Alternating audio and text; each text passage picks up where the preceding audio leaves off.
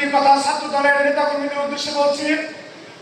আপনারা স্পষ্টভাবে মনে রাখবেন, সেই আমাদের পূর্ববর্তী প্রজন্ম ৭১ যুদ্ধের সময় পাকিস্তানি শাসনের বিরুদ্ধে সকল শ্রেণী পেশার মানুষের সক্রিয় অংশগ্রহণে এই দেশ স্বাধীন হয়েছিল।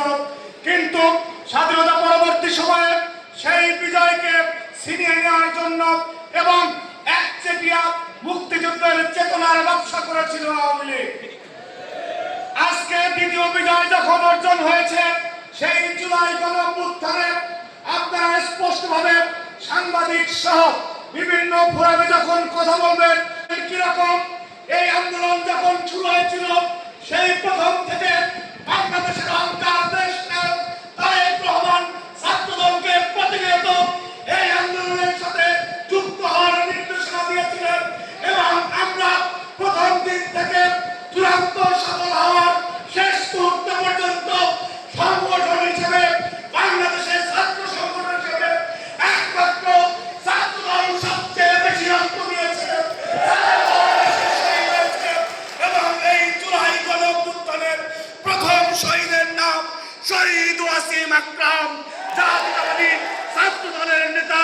এবং সেই ওয়াসিম আকরাম এই বীর চট্টগ্রাম কৃতি সন্তান, চট্টগ্রাম কলেজের ছাত্রদলের আহ্বায়ক কমিটির সদস্য, সংগ্রামী উপস্থিতি ১১৩ জন সহযোদ্ধা, তাজা রক্তের বিনিময়ে অর্জিত এই দ্বিতীয় স্বাধীনতাকে কেউ যদি ক্রেডিট ছিনিয়ে নিতে চায়, ছাত্রদল আরেকবার রক্ত দেওয়া হলেও সেটা সংগ্রামী উপস্থিতি।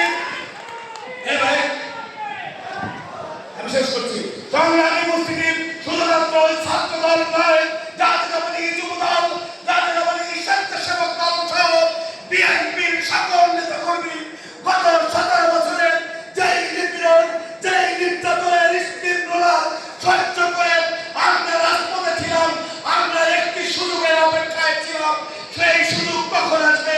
সেই সুযোগ, সেই বসন্ত চলে এসেছিল জুলাই গণঅভ্যুত্থানের, যখন ছাত্রদল, যুবদল, স্বেচ্ছাসেবক দল, সর্বোপরি তারেক রহমানের সৈনিকরা বুকের কাঁচা রক্ত দিয়ে আমরা এই দেশ দ্বিতীয়বার স্বাধীনতা এনেছি। সুতরাং আজকের কারা দাবিদারি করে, কারা কোন দেশের দাসত্ব করে বড় বড় বয়ান দিবেন আর সেই বয়ান আমরা মেনে নেব, এইটা হতে পারে না। সেইটা তারেক রহমানের সৈনিকরা হতে দেবে না। সুতরাং বুক ফুলিয়ে গলা উঁচু করে দেশপ্রেমিক জিয়ার দেশপ্রেমিক সন্তানরা গলা উঁচু করে বলবে, এই স্বাধীনতা আমাদের রক্তের উপর দিয়ে এসেছে। সংগ্রামী উপস্থিতি, এ পর্যায়ে জাতীয়তাবাদী ছাত্র দলের নেতাকর্মীদেরকে দিক নির্দেশনামূলক বক্তব্য রাখবেন এবং আগামী বাংলাদেশের অনিবার্য নেতৃত্ব, কোটি তারুণ্যের প্রাণের স্পন্দন, দেশ নায়ক তারেক রহমান যেই নির্দেশনা ছাত্র দলকে দিয়েছেন, সেইটা আপনাদের কাছে পৌঁছে দিবেন। এই জনমতের